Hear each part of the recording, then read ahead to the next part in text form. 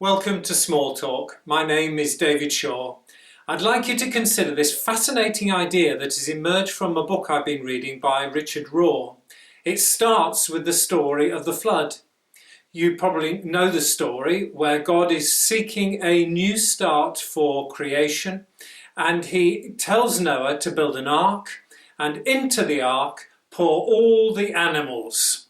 It's a familiar story well known by children, and although it does have some disturbing elements to it. I want you to consider the animals that have gone into the ark. There's wolves and there's sheep. There's lions and there's deer, springbuck. There's ants and there's anteaters. You would anticipate with those animals in there that there would be blood and carnage. We're not told that there was.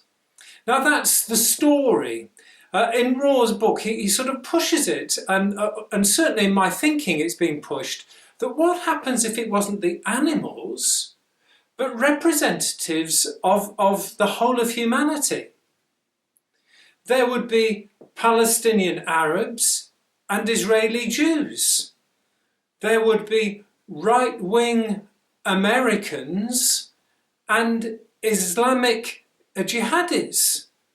There would be Armenians and Azerbaijanis, maybe living in Nagorno-Karabakh.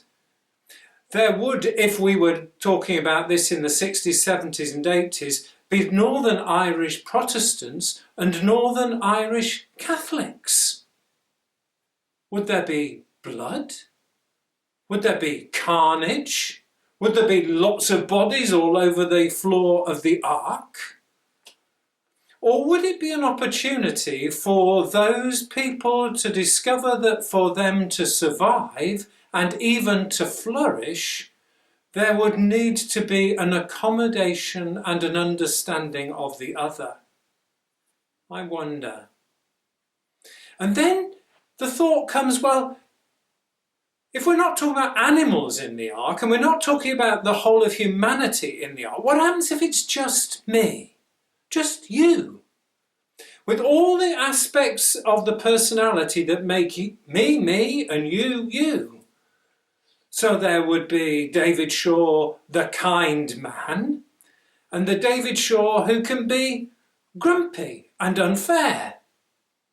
The David Shaw who can be angry, and the David Shaw that can be gracious. The David Shaw that can be friendly and sociable, and the David Shaw that wants to be private and away from everybody else. And all these David Shaws, all the yous, have gone into the ark. For some people, that has been what lockdown has been like. Just them in this confined space, confronting all the aspects of their personality that makes them the person that they are. And accommodation for us to survive 40 days in the ark means an acceptance of the totality of the reality of who we are, accommodating each bit of us so that we come to understand that we're not God, we're not the image that we portray to others. We are more than that. And in that, there is life. In that, we discover that it is that totality, the reality of who we are, that is the person who God loves. There's one wonderful touch that is often missed in the story of the ark. And that is that when the ark is built, and Noah and Noah's family are in the ark and all the animals are in the ark, it is God who closes the door. I wonder,